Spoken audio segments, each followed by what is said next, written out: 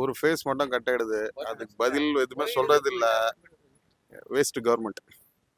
எப்படி பாக்குறீங்கன்னா ஏன்னா அவங்க என்ன சொல்றாங்க இது காரணம் திமுக தான் அப்படின்னு சொல்றாங்க. இப்போ நீங்க வேலையில இருந்தா நீங்க தானே தப்பு பண்ற மாதிரி நாங்க கேட்க முடியும். இப்போ உங்க முன்னாடி போனவரை நான் போய் கேட்க முடியுமா? ஒரே நிமிஷம். நீங்க இப்ப வேலையில இருக்கீங்க, மைக்கு நீட்டி நிக்கிறீங்க. இதுக்கு முன்னாடி போனவர் மைக்கு நீட்டல நான் சொன்னா நீங்க ஒத்துக்குவீங்களா? இப்ப இருக்கிறவங்க நம்ம தானே பார்க்கணும் அது.